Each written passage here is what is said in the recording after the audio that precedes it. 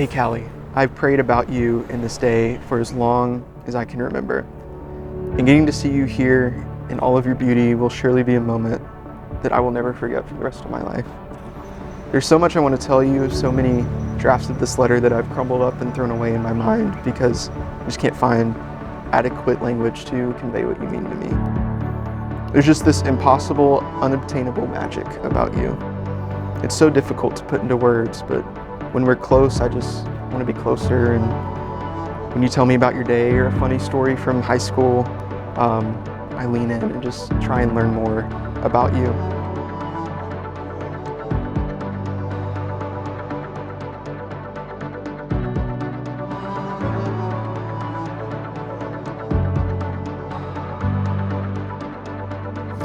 Giving speeches in this scenario is difficult because you want to make it memorable for the bride and the groom, the family, and also everybody else in this room. And so the only way to make it memorable for everyone is to tell Connor's deepest, darkest secrets. That's a joke. I remember the first time I saw him after those years had passed. It was at our church camp, and it was a little bit awkward because I didn't quite know what to say to him. And if this was Connor, I said, "Oh, hey Connor," and hugged him like this, and it was horribly uncomfortable. Well, then several years later, we had both committed to Harding University, and we decided to be roommates. And I remember the first day of freshman orientation, walking into the room, and when I saw Connor, I knew in that moment he did not want to hug me because he remembered that moment from years before, and he was like, "I'm not hugging that guy." But junior year, something horrible happened. Someone took my best friend from me.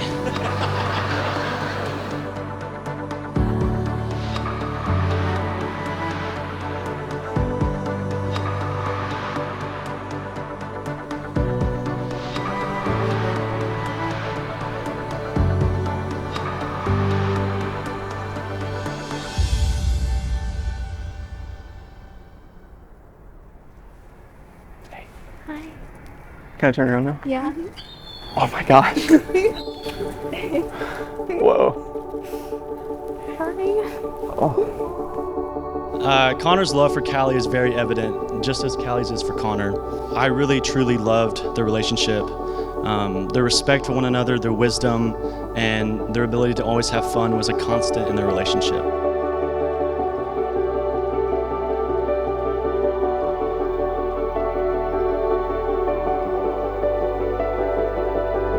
We have had a wonderful time. It's been the honor to be your maid of honor and get to share in this journey with you.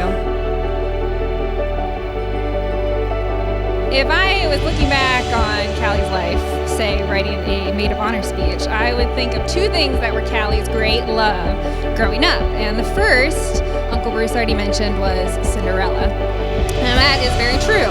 She dressed up like Cinderella. She held tea parties as Cinderella. And I even remember a time we were visiting their house and she point blank refused to leave the house until my Uncle Wade, Prince Charming, got down on one knee and placed her Velcro tennis shoes on like glass slippers. It was a whole process.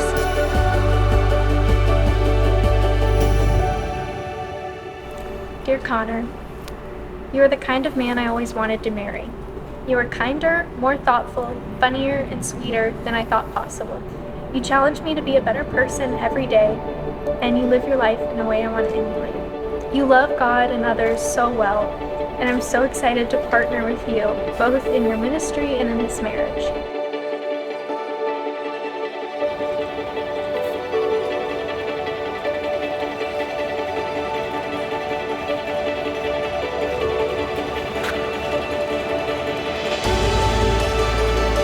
Every time I see you, there's something new to be uncovered. And the more of you I discover, the more there is to love and love deeper. It's a trail that leads to a place full of new revelation and life, and a journey that I pray never ends. You're like rich salt in my life. You bring out the best qualities in me. You elevate the good to great and the great to greater.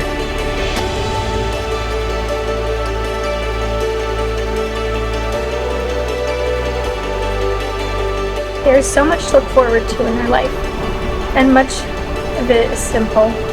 To falling asleep beside you, doing household chores with you, and to constantly laughing with my best friend.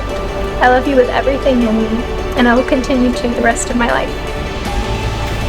Yours, Callie. It's so very important that we recognize that God has intended this, and from the very beginning of creation, put in place this moment.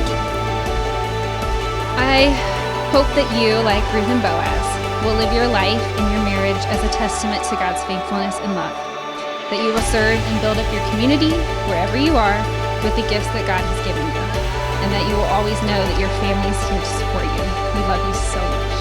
By the power invested in me by the state of Ohio, I now pronounce you husband and wife. Connor, you may for the first time kiss your wife.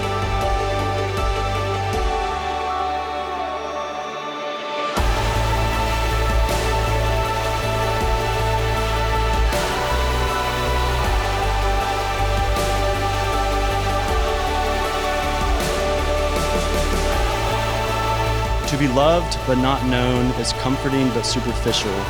To be known and not loved is our greatest fear. But to be fully known and truly loved is a lot like being loved by God. It is what we need more than anything. So my wish for you guys is to fully know and to truly love one another.